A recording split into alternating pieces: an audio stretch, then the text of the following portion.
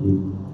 आज की जो चर्चा है कि हम जो भी कथा करते हैं, जो भी सत्संग करते हैं, जो भी भागवत करते हैं, तो हम सब की एक अभिलाषा होती है कि ज़्यादा से ज़्यादा लोग हमें देखने आए, ज़्यादा से ज़्यादा लोग हमें सुनने आए। हम कोई भजन करें तो हमारा भजन लोग सुने, हम कोई कथा करें तो हमारी कथा ज़्यादा से ज़्यादा सुनी जाए, ज़्यादा से ज़्यादा लोगों तक पहुँचे। क्यों? ऐसा नहीं है। मेरा मानना है, हम सभी का एक प्रश्न है, खास करके हमारे मंदिर कमेटी का, सनातन धर्म का और हमारी संस्कृति का, लोग कथा में नहीं आते, सत्संग में नहीं आते, भजन कथा कीर्तन करने नहीं आते, और जो आते भी हैं वो सिर्फ हमारे बुजुर्ग माता पिता, सिर्फ वही आते हैं। बच्चे नहीं आते हैं, बहनें नहीं आती हैं, भाई नहीं आते हैं, हमारे युवा वर्ग नहीं आते हैं। क्यों नहीं आते हैं? इसका विश्लेषण हमें स्वयं करना होगा। इसलिए नहीं आते हैं क्योंकि हम दूसरों को कथा सुनाना चाहते हैं, दूसरों को सत्संग सुनाना चाहते हैं, दूसरों को दिखाना चाहते हैं। देखो हम कितने विद्वान हैं, हम कितने जो है पहुंचे हुए हैं, हम कितने प्रतिष्ठित हैं। इसीलिए कोई भी युवा वर्ग, कोई भी बच्चा, माताएं बहनें इसीलिए कम संख्या में आती हैं। जिस दिन हमने ये प्रश्न अपने आप से कर लिया है, हमें दूसरों को सत्संग नहीं सुनाना, हमें दूसरों के लिए कथा नहीं करनी, हमें दूसरों को दिखाने के लिए स्वयं अच्छा नहीं बनना है, हमें अपने लिए स्वयं के लिए अच्छा बनना है, हमें अपने लिए स्वयं के लिए सत्संग करना है। पिछले साल मैं आया था, काफी संख्या में भक्तों की भीड़ थी, अभी भीड़ कम है, और अभी मुझे ज्ञात हुआ कि भगत लोग आते नहीं हैं। क्यों नहीं आते? क्योंकि आपके मन में ये धारणा बैठी हुई है, लोग हमें सुनने के लिए आए, लोग हमें देखने के लिए आए। क्यों? क्या आप स्वयं नारायण को सत्संग नहीं सुना सकते हैं? क्या आप स्वयं भगवान श्री राधा कृष्ण को सत्संग नहीं सुना सकते हैं? क्या स्वयं भगवान गौरी शंकर को सत्संग नहीं सुना सकते हैं? अरे जो सबसे सत्संग के रचयिता हैं, जिनके द्वारा सत्संग की प्राप्ति होती है, जैसे कि जिस गुरु महाराज से हम शिक्षा लेते हैं, क्या गुरु महाराज के सामने, जो गुरु महाराज ने हमें विद्या सिखाई है, जो हमें योग सिखाया है, जो हमें धर्म सिखाया है, जो हमें अध्यात्म सिखाया है, क्या हम उसका प्रदर्शन अपने गुरु के सामने नहीं कर सकते? कर सकते हैं। अगर नहीं कर सकते तो फिर गुरु द्रोणाचार्य ने जो विद्या कौरव और पांडवों को सिखाई, गुरु वशिष्ठ जी ने जो विद्या प्रभु श्री राम लक्ष्मण भरत शत्रुघ्न को सिखाई, सभी राजकुमारों को सिखाई, क्यों उन्होंने कहा कि तुम मेरे सामने धनुर्विद्या का दिखाओ, कि हमने जो तुमको धनुष चलाना सिखाया है? क्यों अर्जुन को दिखाया? गुरु द्रोणाचार्य ने जो योग शिक्षा हमने तुम्हें सिखाई वो हमें प्रदर्शन करके दिखाओ। तो गुरु महाराज के चरणों में बैठ करके जो गुरु महाराज ने जो विद्या दी है, कभी कभी वो भी परीक्षा लेते हैं, और ये परीक्षा का विषय सदियों से चला आ रहा है। जो बच्चा पूरे साल भर पढ़ाई करता है, परीक्षाएं क्यों होती है? बगैर परीक्षा भी पास किया जा सकता है। पर गुरु महाराज कहते हैं, देखे तो सही, हमने तुमको जो विद्या प्रदान किया है, जो योग प्रदान किया है, जो अध्यात्म प्रदान किया है, उस विद्या में तुम कितने निपुण हो, उस विद्या में तुम कितने पारंगत हो। तो जिस तरीके से हम अपने गुरु के सामने, जो गुरु के द्वारा हमें विद्या प्राप्त हुई है, हमें दिखाने में कोई जो है परहेज नहीं है, उसी तरीके से ईश्वर के द्वारा हमें जो ज्ञान प्राप्त हुआ है, वो ज्ञान अगर हम ईश्वर को सुनाते हैं तो इसमें कोई दोष नहीं है। और जिस दिन हमारा संत समाज, हमारा ब्राह्मण समाज, हमारा सनातन धर्म, हमारी भारतीय संस्कृति, हमारा भारतीय इतिहास जिस दिन ये मन में संकल्प कर लेगा, स्वयं हमें नारायण को सत्संग सुनाना है, स्वयं हमें भगवान श्री कृष्ण को सत्संग सुनाना है, स्वयं हमें भगवान गौरी शंकर को सत्संग सुनाना है, स्वयं हमें भगवान माता शेरा वाली को सत्संग सुनाना है, उस दिन हमें भक्तों की आवश्यकता नहीं पड़ेगी। किस लिए हम दिखाना चाहें कि लोग हमारी विद्वता का जो है सम्मान करें? किस लिए हमें दिखाना है कि लोग हमें जाने, हमें माने? अरे क्या फायदा दुनिया को जानने और मानने से? स्वयं आप अपने आप को जान लो, सारा संसार भगवान आपको जान जाएगा। आप स्वयं तो अपने आप को जानते नहीं हो, दूसरों को जगवाने के लिए चले हो कि हमें पहचाने, हमें जाने। किस लिए? स्वयं हमें अपने आप को जानना चाहिए। सत्संग करो, कोई ना आए, पूरा हाल खाली रहे, एक भी व्यक्ति ना बैठा रहे, कोई बात नहीं।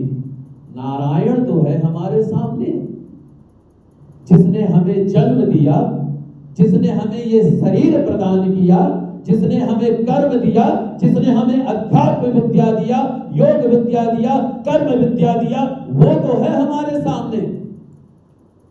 तो स्वयं क्यों ना हम उसके लिए जाकर के सत्संग करें। और रहा हमारे विद्वत जनों के पास में, हमारे संतों के पास में एक बहुमूल्य औषधि है। कौन सी औषधि है वो औषधि ये है, हम दूसरों को तो कहते हैं इस मंत्र का जाप करोगे आपका कल्याण हो जाएगा, इस पाठ को करोगे आपका कल्याण हो जाएगा। स्वयं हम अपने लिए क्यों नहीं वो पाठ करते हैं? स्वयं हम अपने लिए क्यों नहीं उस मंत्र का जाप करते हैं? स्वयं हम अपने लिए क्यों नहीं वो साधना करते हैं? स्वयं हम अपने लिए क्यों नहीं वो नियम बनाते हैं?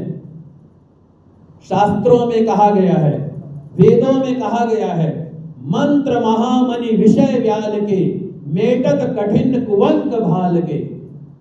मंत्रों में एक से एक दिव्य ऐसी औषधियां हैं, दिव्य चमत्कार है, कोई भी कार्य असंभव हो ही नहीं सकता है, कोई भी कार्य ऐसा हो ही नहीं सकता है। अगर हम गायत्री का पुनश्चरण करते हैं, 24 लाख गायत्री मंत्र का जाप स्वयं हम अपने लिए करते हैं, हमारे लिए संसार में कोई भी दुर्लभ वस्तु नहीं है। क्या मकान, क्या दुकान, क्या प्रॉपर्टी, ये सब कुछ तो चरणों में आकर के गिरेगी, पर स्वयं जानना तो सीखो, स्वयं मानना तो सीखो। भगवान के दरबार में रहते हुए अगर आपने भगवान के अर्थ को नहीं जाना, भगवान के महत्व को नहीं जाना, भगवान के तत्व को नहीं जाना, तो स्वयं आपका ज्ञान कौवा के काव काव करने के जैसा है।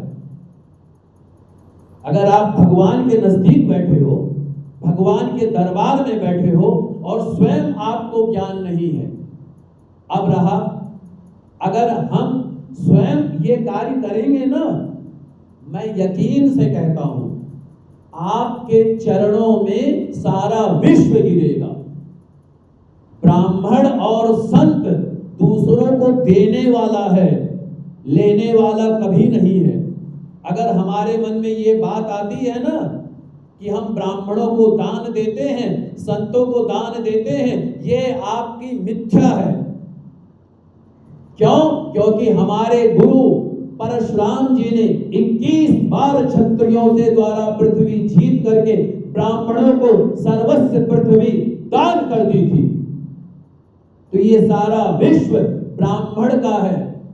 लेकिन जैसे शेर अपना वर्चस्व भूल जाता है, भेड़ियों के बीच में रह करके स्वयं ये समझता है मैं भेड़िया हूं, पर वस्तुतः जब अपने आप को जानता है मैं स्वयं पर ब्रह्म परमात्मा का अंशावतार हूं, स्वयं पर ब्रह्म भगवान का अंशावतार हूं, तब स्वयं जब उसको ज्ञान होता है ना, तब वो सारे संसार पर, विश्व पर जो है राज करता है।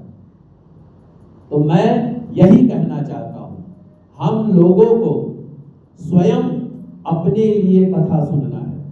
आप भजन कर रहे हो, अकेले में बैठ के भजन करो, अकेले में बैठ के भगवान का पाठ करो। और जब आप ऐसा करोगे ना, आपको देख करके आपका बच्चा कहेगा, मम्मी क्या कर रहे हो ये? बेटा भगवान का पूजन कर रहे हैं, भगवान का भजन कर रहे हैं। अच्छा मम्मी ये क्यों किया जाता है? बेटा भगवान का भजन करने से असीम आनंद की प्राप्ति होती है, मन की शांति होती है। अच्छा मम्मी मन की शांति क्या होती है? मन की शांति बेटा जहां पर आ करके भगवान के चरणों में मन लग जाए, सारा कष्ट भूल जाए, उसी को जो है मन की शांति कहते हैं। मम्मी तो हम तो पेपर देते हैं, पढ़ाई में बड़ी टेंशन रहती है, तो क्या हम भगवान का भजन करेंगे? क्या भगवान हमको पास कर देंगे? हाँ बेटा अवश्य कर देंगे। तो ठीक है, हम सब कुछ छोड़ छाड़ करके भगवान का भजन करते हैं। मैंने अपने जीवन में प्रत्यक्ष ये बात अनुभव किया है। जिसने परीक्षा के समय श्री रामचरितमानस का पाठ किया है, श्रीमद् भागवत का पाठ किया है, और बच्चों की तुलना में उसका नंबर कई गुना बहुत ज्यादा आया है। आपको विश्वास करना आना चाहिए। अगर आपको विश्वास होगा ना, अपने आप पर भरोसा होगा ना, स्वयं आपका काम नारायण करेंगे। और ये मैं नहीं कह रहा हूं, हो सकता है आप लोगों के मन में ये धारणा हो, पंडित जी हैं उनका तो काम है दान धर्म के बारे में बताना। नहीं, ये स्वयं भगवान श्री कृष्ण ने अर्जुन से कहा है कि हे अर्जुन, तू अपना पाप पुण्य सुख दुख हानि लाभ सब कुछ मुझे तू अर्पण कर दे, मैं तुझे हर वस्तु से हर स्थिति से तुझको मैं मुक्त कर दूंगा। लेकिन हम ऐसा करते कहाँ हैं? हम ऐसा कदापि नहीं करते हैं। हमारे मन में तो मैं की भावना रहती है। बड़े भाग मानुष तन पावा, सुर दुर्लभ मुनि ग्रंथ ही गावा। बड़े भाग्य से एक तो मनुष्य की योनि प्राप्त हुई, ऊपर से आपने कोई ऐसा सत्कर्म किया जिससे कि आपको ब्राह्मण की योनि प्राप्त हुई। और ब्राह्मण की योनि प्राप्त होने के बाद में अगर आपको भगवान के चरणों में बैठने का सौभाग्य प्राप्त हो गया, आपसे बड़ा भाग्यशाली पूरे संसार में कोई नहीं है। और अगर भगवान के चरणों में बैठ करके, संतों के चरणों में बैठ करके, गुरु महाराज के चरणों में बैठ करके अगर आपके मन का काम क्रोध लोभ मोह नहीं गया, वो स्वयं नारायण भी अवतार लेकर के कहेंगे तब भी आपका वो कार्य नहीं जाएगा। मेरा कहने का अर्थ इतना ही है कि स्वयं अपने लिए सत्संग करे। कोई आवश्यकता नहीं है भगत आए कि ना आए, कोई आवश्यकता नहीं है कोई हमें सुने कि ना सुने, कोई आवश्यकता नहीं है कोई हमें जाने कि ना जाने, कोई आवश्यकता नहीं है कोई हमें पहचाने कि ना पहचाने। क्यों पहचाने? किस लिए पहचाने? किस लिए जाने? किस लिए माने? उस संसार के लिए जो स्वयं भिखारी है, जो कटोरा लेके घूम रहा है, कोई हमें भीख दे दे। कोई बच्चे की भीख मांगता है, कोई घर की भीख मांगता है, कोई रोजगार की भीख मांगता है, कोई स्वास्थ्य की भीख मांगता है। और एक भिखारी दूसरे भिखारी को क्या दे सकता है? कुछ नहीं दे सकता है। देता तो वो है जो दाता है, जो देने वाला है। तो हम तो बड़े भाग्यशाली हैं कि हम ब्राह्मण हैं, हमको भगवान का सत्संग करने का सौभाग्य प्राप्त हुआ है। हमसे बड़ा भाग्यशाली कौन होगा?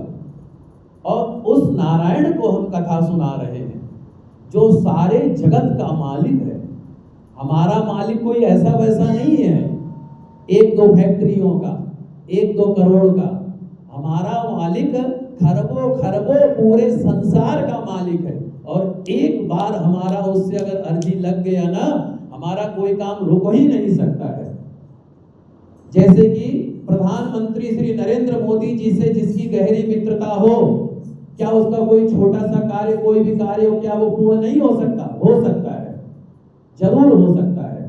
तो हम क्यों निगम पार्षद के पीछे भागे? क्यों हम विधायक के पीछे भागे? क्यों हम जो है भागे? हम तो सीधा अर्जी लगाएंगे प्रधानमंत्री जी की ओर।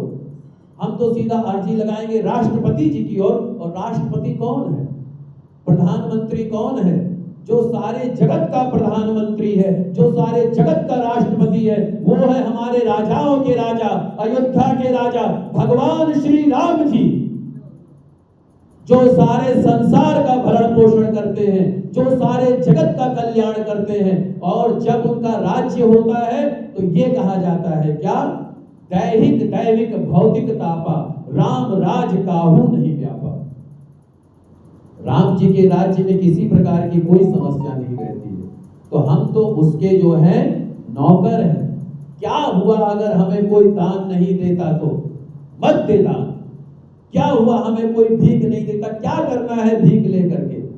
अरे जब उसकी कृपा हो जाएगी ना, जब उसका जो है आशीर्वाद मिल जाएगा ना, हमें किसी प्रकार की कोई समस्या नहीं होने वाली है। और एक भिखारी से दूसरे भिखारी को क्या मिल सकता है? जो कटोरा लेके खुद घूम रहा है कि भैया हमें कोई भीख दे दो, वो दूसरे भिखारी को क्या देगा? देने वाला तो दाता है। तो हम सबको अपने जीवन में ये संकल्प करना चाहिए, क्या? हमें स्वयं अपने लिए भजन करना है, हमें स्वयं अपने लिए सत्संग करना है, हमें स्वयं अपने लिए कथा करना है। और जिस दिन आपके मन में, आपके संकल्प में, आप में ये धारणा आ जाएगी, उस दिन आपका परिवार आपके साथ होगा, आपके रिश्तेदार आपके साथ होंगे, आपका समाज आपके साथ होगा, आपका देश आपके साथ होगा, आपका भारतवर्ष आपके साथ होगा, आपका विश्व आपके साथ होगा। लेकिन हमें ये संकल्प स्वयं के लिए करना पड़ेगा। स्वयं हम अपने लिए सत्संग करेंगे, स्वयं हम अपने लिए कथा करेंगे। कोई आवश्यकता नहीं है हाल में भरा हो ना भरा हो, कोई बात नहीं है। हमें कोई सुन रहा हो ना सुन रहा हो, कोई बात नहीं है। हम स्वयं नारायण के लिए कथा करेंगे। अब अगर मन में ये बात आती हो कि भाई अगर हम नारायण के लिए कथा करेंगे, हमें भिक्षा नहीं मिलेगा, तो हम अपना जीवन यापन कैसे करेंगे? तो आप स्वयं से बताइए, क्या आप सब भी कभी ना कभी गर्भ में रहे होंगे? मैं भी गर्भ में था। मैं ऐसा तो है नहीं आसमान से यूं टपक पड़ा। मेरे भी माता पिता, दादा दादी, परदादा दादी, मेरा भी परिवार। जब मैं गर्भ में था तो मुझे खिला कौन रहा था? रोटी कौन दे रहा था? क्या माँ रोटी दे रही थी? नहीं, जिसने मेरी माँ को रोटी दिया है वही मुझे रोटी दे रहा था। और जब मैं रोटी पा रहा था, उसी वजह से मेरा जन्म हुआ। और जब मेरा जन्म हुआ तो मेरा कर्म हुआ। तो जिसने मेरी गर्भ में रक्षा की थी, क्या वो मेरी रक्षा इस संसार में नहीं करेगा? अवश्य करेगा, हर हाल में करेगा, हर तरीके से करेगा। अब रहा बीवी बच्चों का। बीवी बच्चों के लिए पाप करना पड़ता है, अधर्म करना पड़ता है, पाप की ओर अग्रसर रहना पड़ता है, ये सारे संसार वालों का कहना है। लेकिन मैं कहता हूं ऐसा कदापि नहीं है। आप स्वयं बताइए, जब आप गर्भ में थे आपको पता था आपकी बीवी कौन है, आपका बच्चा कौन है, आपके माता पिता, भाई बहन, पुत्र पुत्री, संसार कौन है, किस गोत्र में जा रहे हैं, किस जाति में जा रहे हैं, क्या कर्म करने जा रहे हैं, कुछ नहीं पता था आपको। और जिस दिन आप मर जाएंगे, मैं मर जाऊंगा, कभी ना कभी तो मुझे भी मरना है। ऐसा तो है नहीं कि मैं ब्राह्मण हूं तो मैं मरूंगा नहीं, मैं गुरु हूं तो मैं मरूंगा नहीं, मेरी भी मृत्यु आनी है।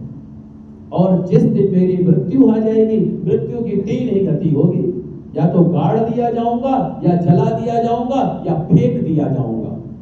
जैसा कर्म होगा वैसा ही होगा। अगर कुकर्म किया होगा तो फेंक दिया जाऊंगा, चील कौओं का आहार बनूंगा। और अगर प्रवाह कर दिया जाएगा तो मच्छी मगरमच्छ का आहार बनूंगा। जला दिया जाऊंगा तो अग्नि का आहार बनूंगा। गाड़ दिया जाऊंगा तो जीव जंतुओं का आहार बनूंगा। तब मुझे कैसे पता चलेगा मेरी बीवी कौन है, मेरा बच्चा कौन है, मेरे माता पिता, भाई बहन, पुत्र पुत्री, मेरा घर परिवार फैक्ट्री कौन है, कहां है? नहीं पता चलेगा। और आज तक जितने लोग मृत्यु को प्राप्त हुए हैं, क्या उन लोगों ने आकर के उनको पता है मेरा घर कहां है, मेरा ये कहां है? कुछ नहीं पता है। तो जिसका ना पहले पता ना जिसका बाद में पता, उसके लिए आप व्यर्थ में शोक किए जा रहे हैं। उन बीवी बच्चों के लिए शोक कर रहे हैं जिनको ईश्वर ने दिया है।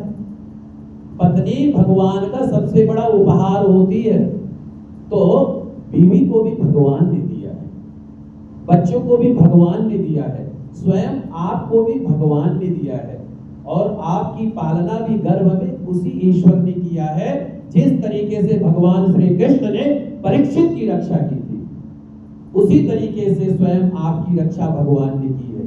और ये जो जीवन चल रहा है ना, ये भी रक्षा भगवान ही चला रहा है। आपको जब स्वयं लगता है मैं करने वाला हूं, आपकी भूल है। आप तो एक पग भी नहीं चल सकते, एक शब्द भी नहीं बोल सकते, कुछ नहीं कर सकते। आप निमित्त मात्र है। और अगर आपने अपने को स्वामित्व मान लिया, मैं इस जगह का गुरु हूं, यहाँ का प्रतिष्ठित संत हूं, यहाँ का ये हूं, यहाँ का ये, आपकी भूल है, मिथ्या भूल है। ये सब कुछ ईश्वर का दिया हुआ है और ईश्वर ही ले लेगा। तो आप स्वयं नारायण का ध्यान करो।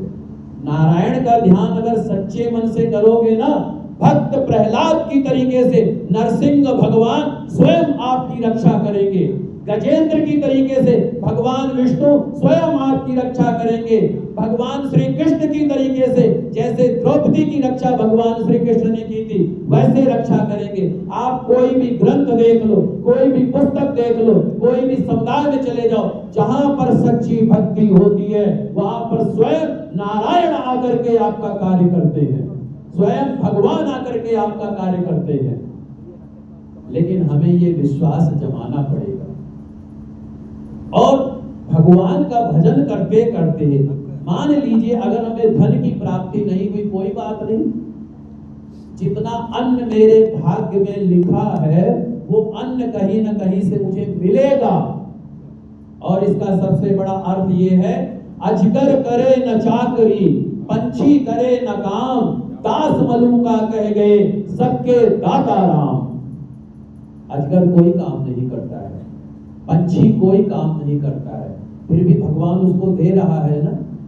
हम चिंता में मरे जा रहे हैं, हाय हाय हाय हाय, मकान नहीं है, दुकान नहीं है, बच्चों की क्वालिफिकेशन नहीं है, शादी ब्याह नहीं करवा पाए, ये हो गया। कई लोग तो आत्महत्या करके मर जाते हैं इसी चिंता में, ये नहीं हुआ, वो नहीं हुआ। अरे क्यों परेशान होते हो तुम? किस लिए परेशान होते हो तुम? ज्यादा से ज्यादा यही तो होगा, गरीबी से मौत आ जाएगी, और क्या होगा? उससे बड़ा कुछ है? और अगर नारायण के चरणों में अपने आप को आपने समर्पण कर दिया है तो वो आपको मरने नहीं देगा। जब तक आपकी सांसें होंगी कहीं ना कहीं से वो आकर के व्यवस्था करेगा। तो हमारे संत समाज को, हमारे ब्राह्मण समाज को, हमारे मंदिर की कमेटी को, हमारे सनातन धर्म सभा के प्रतिनिधि को, हमारे भारतीय संस्कृति को और आप सबको ये मन में धारणा करना है, हमें किसी के लिए सत्संग नहीं करना है, किसी के लिए कथा नहीं करनी है, किसी के लिए भजन नहीं करना है, स्वयं अपने लिए भजन करना है, अपने लिए सत्संग करना है। क्यों? आत्मा सो परमात्मा।